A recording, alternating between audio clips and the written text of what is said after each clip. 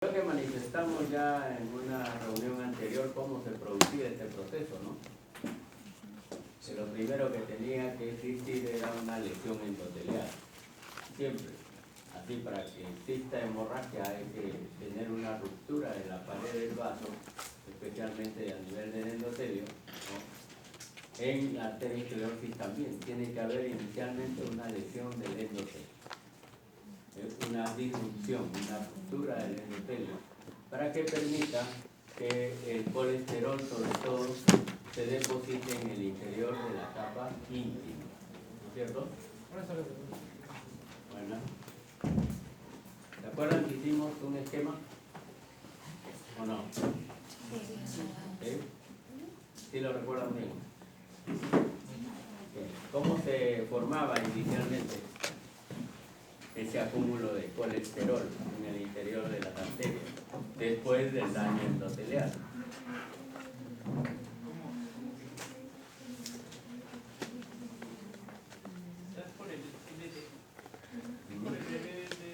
¿Cómo? O sea, primero la lesión endotelial, luego se va a depositar el depósito después L oxidado, quedó cristalizado. Claro. Y acá se va a formar placas arteriomatosis.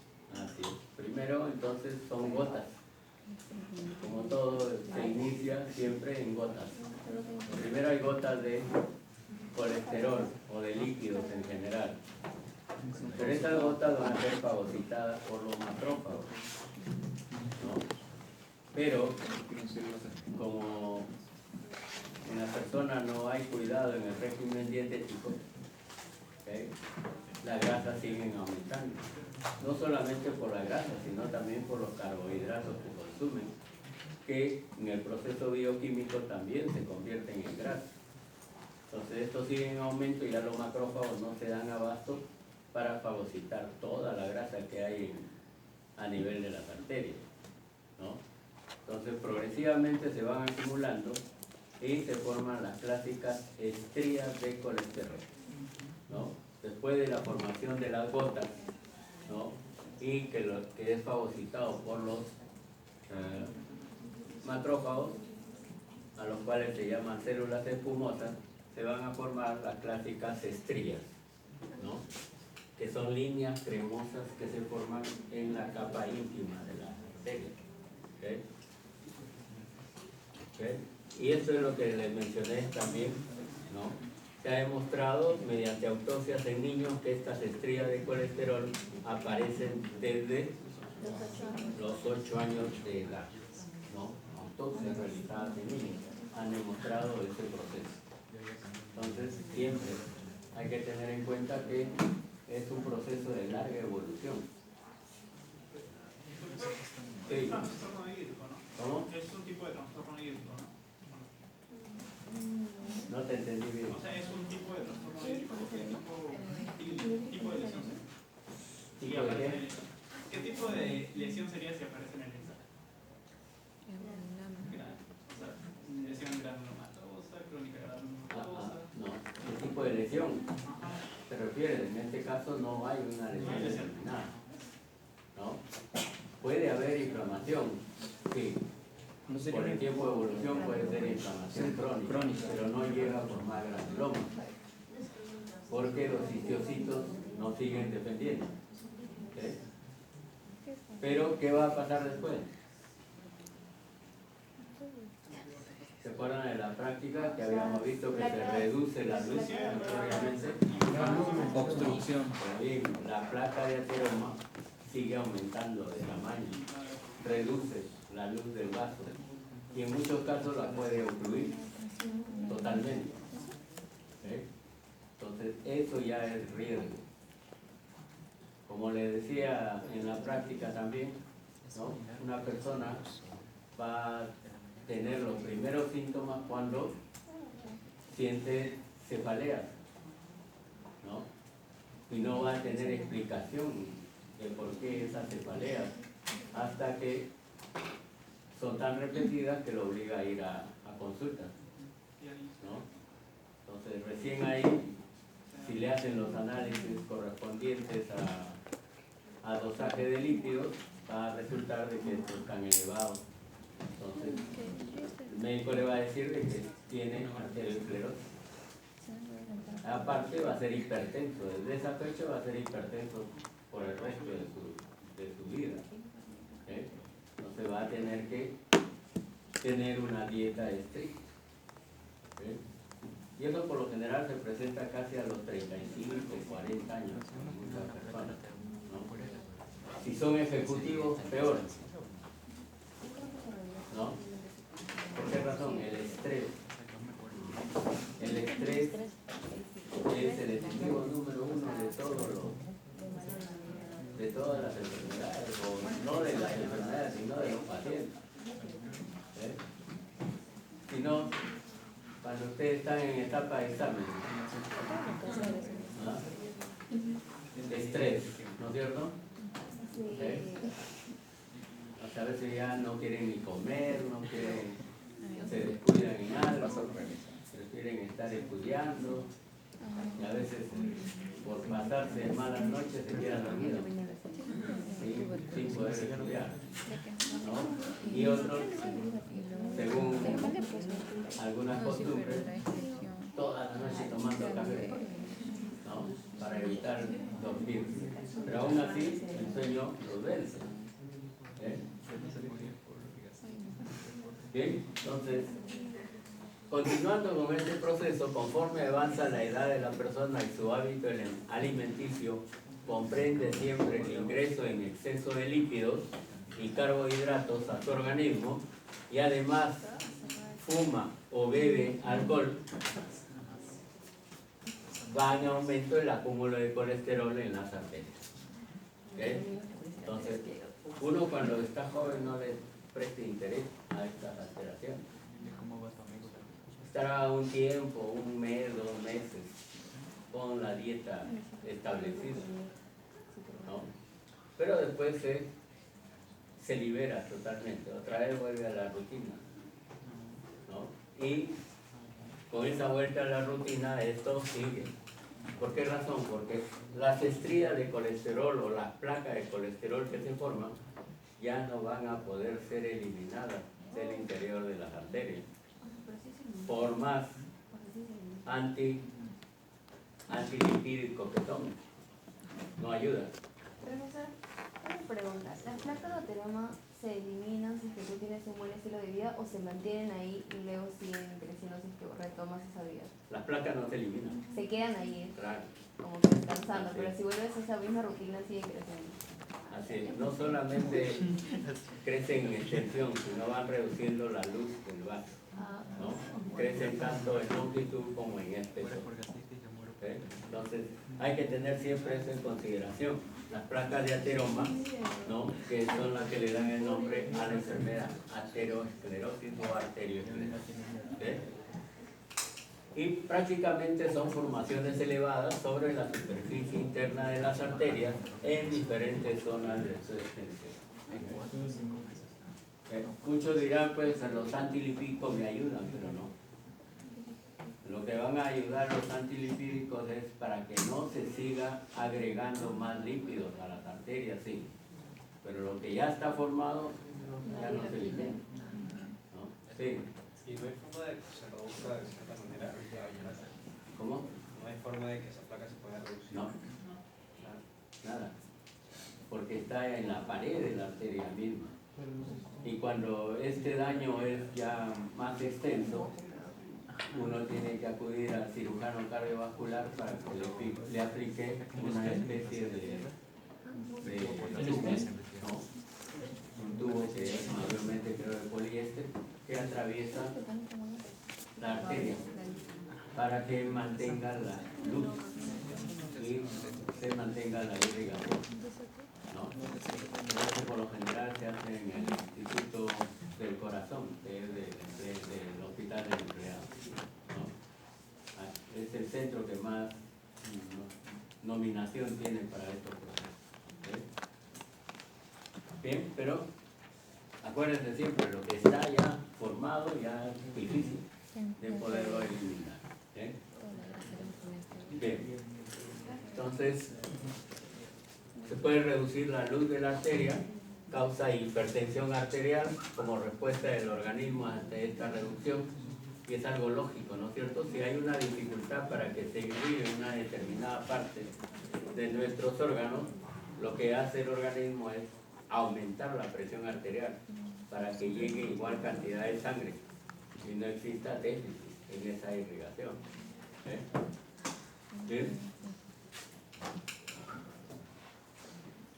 También puede llegar a ocurrirse completamente originando isquemia o falta de irrigación y el desarrollo de necrosis coagulativa o infarto, por lo general a nivel cardíaco, necrosis coagulativa o infarto de miocardio. ¿Bien?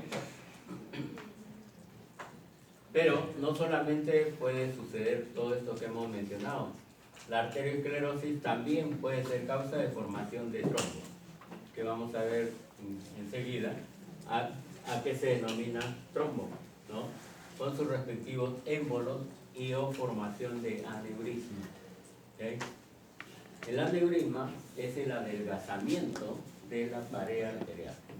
Muchas veces puede ser congénito y en otras puede ser por pérdida de esas placas. Se va adelgazando totalmente la pared de la arteria. ¿Okay? Entonces, ustedes saben que los aneurismas casi siempre, o en la mayor parte de los casos, son congénitos, ¿no? Y uno no sabe que tiene esa alteración.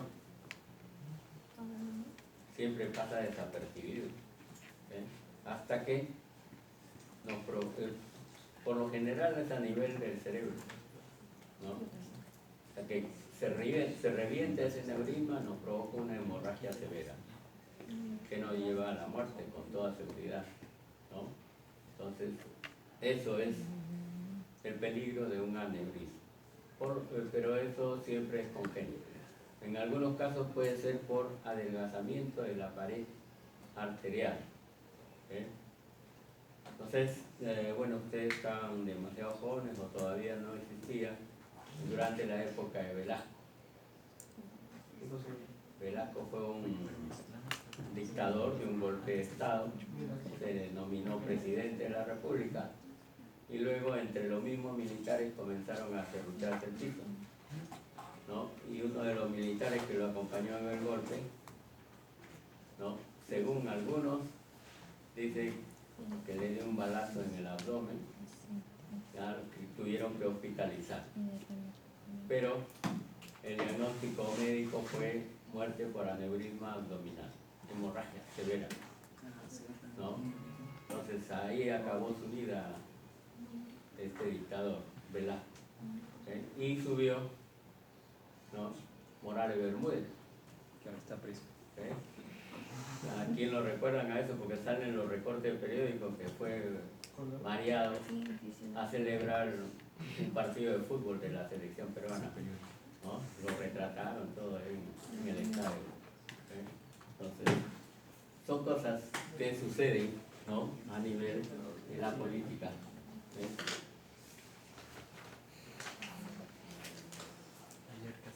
Bueno, este es el esquema que mencioné ya varias semanas atrás, ¿no?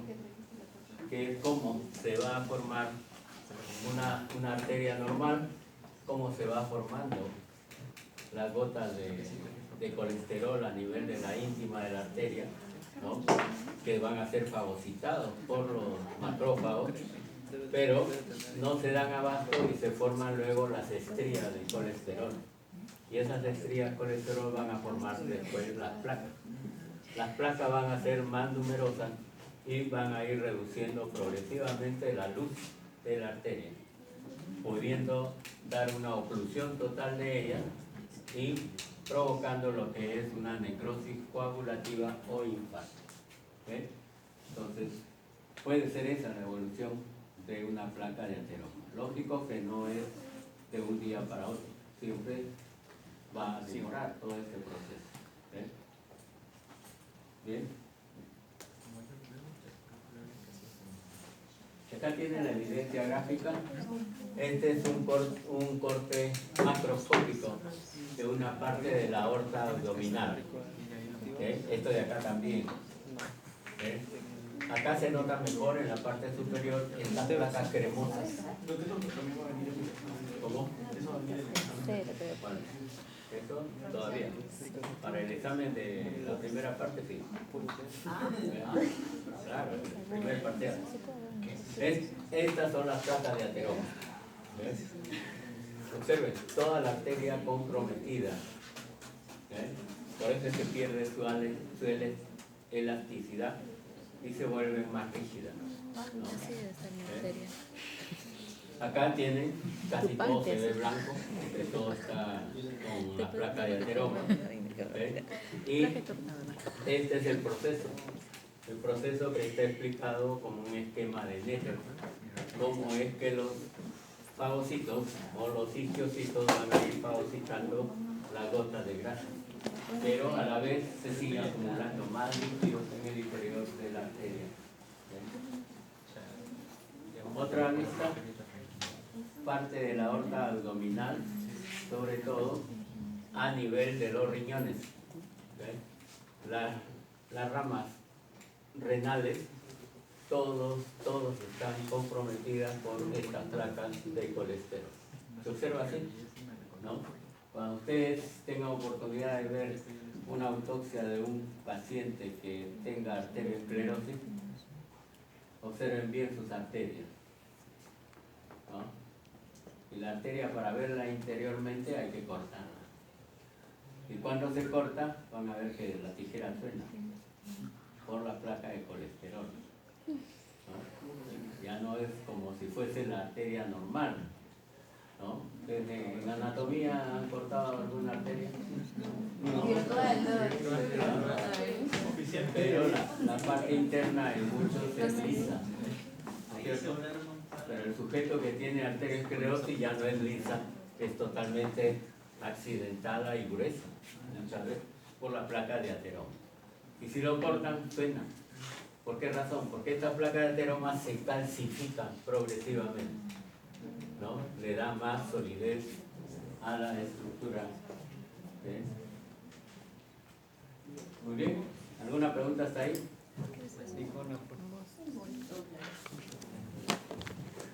Bien. La otra alteración hemodinámica es la trombosis. La trombosis es el nombre de la enfermedad, ¿ok? Pero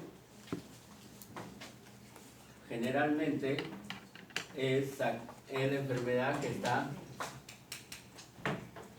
conduciendo a lo que se conoce con el nombre de trombos en nuestro organismo, ¿ok? ¿Y qué viene a ser un trombo? Un trombo es un coágulo hemático, pero con fibrina, no se olviden. Aparte de ser un coágulo hemático, tiene fibrina. Y esa fibrina es lo que lo une a la pared del vaso. Siempre lo va a mantener unido, ¿ok? Y eso es notorio, también demostrable en autopsia. Por ejemplo, muchas veces en autopsias llega el cadáver de un paciente que les piden que ha tenido trombosis. Entonces, ¿qué van a hacer? ¿Dónde van a encontrar los trombos?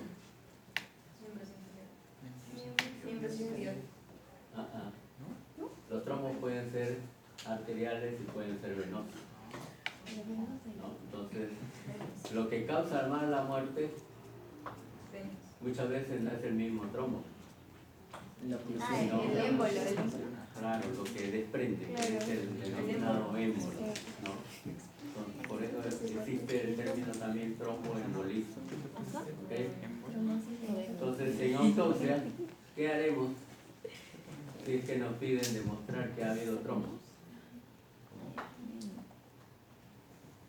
Lógico, estas alteraciones van a estar en el interior del vaso sanguíneo, ¿no es cierto? Ya sea arteria o vena.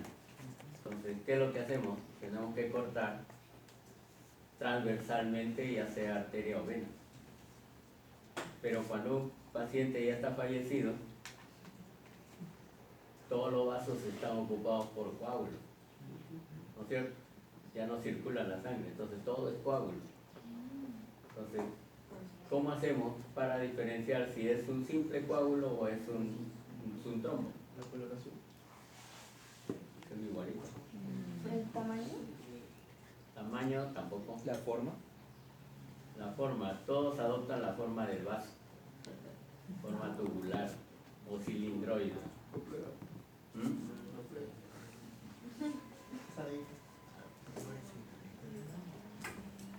Lo que se hace particularmente ahí es, ¿no?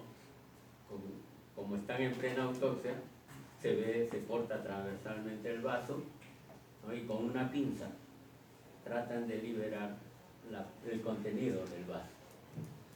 Si se libera fácilmente es un coágulo. Un coágulo post-mortem. Claro, exacto, es un coágulo. ¿Okay?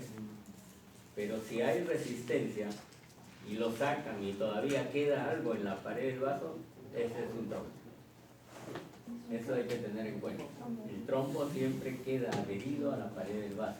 El coágulo no, el coágulo se puede liberar fácilmente, ¿no? Y eso es lo que siempre va a dar nombre al trombo, por la adherencia hacia la pared del vaso, tanto arterial como venoso. ¿Y por qué razón? Porque se produce la producción de fibrina. La producción de fibrina. La fibrina es lo que lo adhiere. Y la fibrina es producto de... La fibrina se forma... Por el fibrinógeno, cuando sale del vaso. Fibrinógeno, ¿no es cierto? Por lo que es la cascada de coagulación, por el fibrinógeno. Pero además, ahí intervienen las plaquetas, ¿no es cierto? Entonces, las plaquetas tienen un especial desempeño en esta formación del trombo. Y clásicamente en la formación del trombo debe cumplirse la tríada de Virchow. Acuérdense, Virchow es conocido como el padre de la patología. ¿Okay? Y no se sorprendan si es de pregunta fija. ¿No? ¿Cómo es la tríada de Virchow? La tríada de Virchow está compuesta, como en todo proceso a nivel de los vasos, siempre lesión endotelial. Siempre. Es lo primero que hay, lesión del endotelio. En este caso puede haber lesión endocárdica porque también hay trombo dentro del corazón, también se pueden formar trombos, ¿no? Puede haber una lesión endocárdica por infarto, entonces que va a originar un trombo miocárdico. También hay ulceraciones de las placas ateromatosas en las arterias. Cuando hay ulceraciones, se forma el proceso de coagulación con fibrina y se forma un trombo. ¿Okay? Lesiones vasculares, ¿no? Traumáticas o inflamatorias, como en los casos de vasculitis. También las inflamaciones de los vasos pueden conllevar a formación de trombos. ¿Okay? ¿De acuerdo?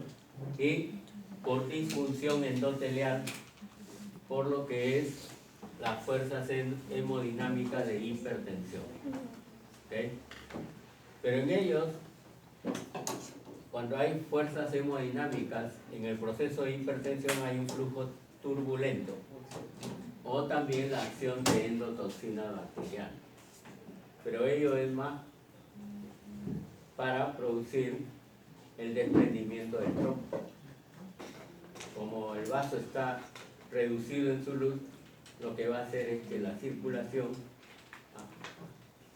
aumente la presión, ¿no? Y ese aumento de presión provoca una turbulencia dentro del vaso y puede hacer que se desprenda parte del trombo y que se convierta en un émbolo, ¿no? Entonces, la tríada de Virchow, lo básico, el primer punto es lesión del endotelio. ¿Okay? No se olviden.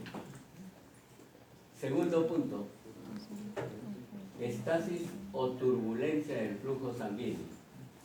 ¿Okay? Estasis o turbulencia. O bien el flujo sanguíneo está en su nivel o bien está turbulento por el incremento de la presión arterial. Entonces, esto se da en arteriosclerosis, en aneurisma, infarto de miocardio, en la estenosis valvular mitral, en la hiperviscosidad como en la policitemia. Cuando la sangre tiene mayor cantidad de glóbulos rojos, se vuelve más viscosa y eso sí incrementa también la presión arterial.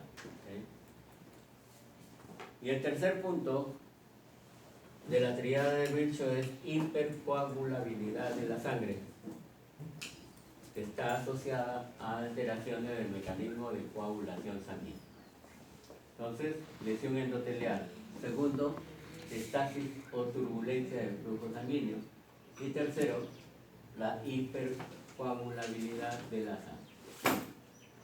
La clásica triada de Virchow. ¿Okay? Ya le dije que es pregunta fija. Acá tienen una imagen del corazón, el interior del miocardio también se pueden presentar estos trombos. Pueden haber trombos tanto a nivel ventricular como a nivel auricular, en las cavidades, o van ocurriendo progresivamente las cavidades.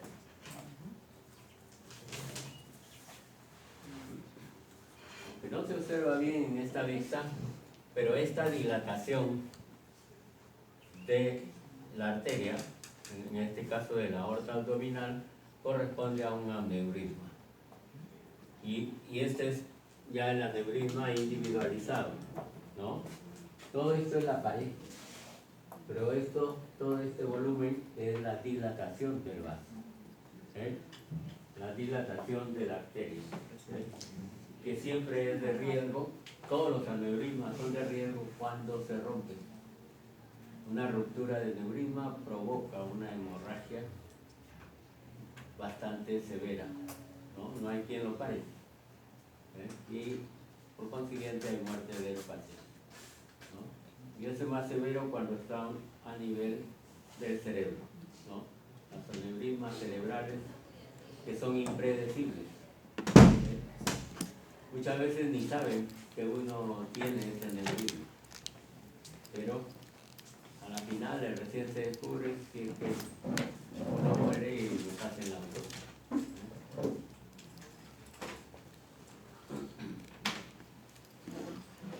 Bien. Al igual que cualquiera de nosotros que tenemos una evolución, el trombo también tiene su evolución. ¿Okay?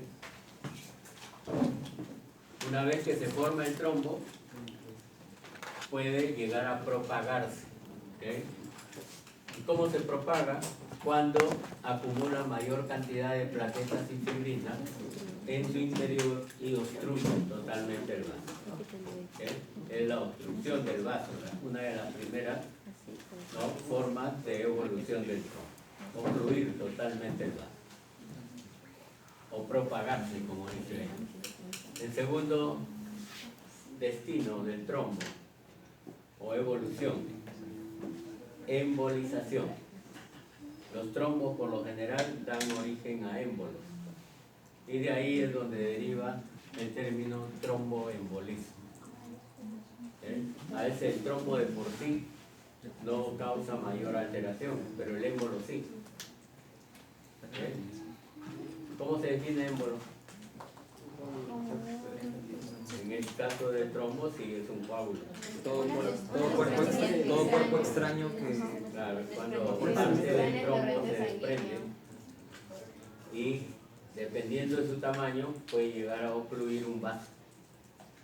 Cuando ocluye ese vaso provoca infarto. Entonces, por lo general a veces lo da en zonas vitales, que puede ser en el corazón, puede ser en el pulmón, puede ser a nivel del cerebro. Entonces, esos tromboembolismos son fatales. Causan siempre la muerte de la persona. El trombo también se puede disolver, pero se disuelve por acción fibrinolítica. Por acción fibrinolítica.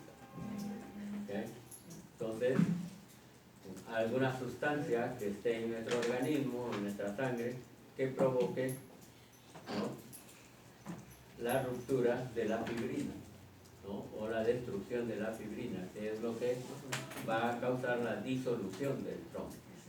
¿Sí? Antes se mencionaba de que había una proteína en nuestro organismo que constantemente estaba destruyendo trombos. Y a esa proteína le denominaron trombolicina. Hoy en día ya no se utiliza ese término. ¿Sí? Solamente queda así, disolución por que el trombo puede disolverse por acción fibrinolítica.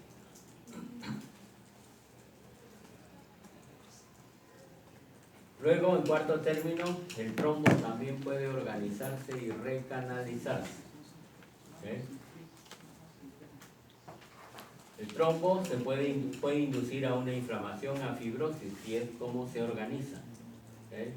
Es decir, va a quedar permanentemente en la zona de la arteria o de la vena donde se ha formado. ¿Sí? En su interior se forman nuevos vasos. ¿Sí? Que es la forma, se denomina así neovascularización. ¿Eh? Luego, esos neovasos es para tratar de restablecer en algo el flujo sanguíneo que se ha perdido por la presencia del trombo. ¿No? Entonces el trombo puede recanalizarse, que es la formación de nuevos vasos o neovascularización. ¿Eh? Y en otros casos, el trombo puede quedar prácticamente incorporado en la pared del vaso y no causar demasiada alteración, ¿no? Por lo general son los trombos más pequeños, se van reduciendo y se quedan pegados a la pared del vaso y ya no crecen, ¿no? Entonces, estos son las formas como evoluciona un trombo. ¿Okay?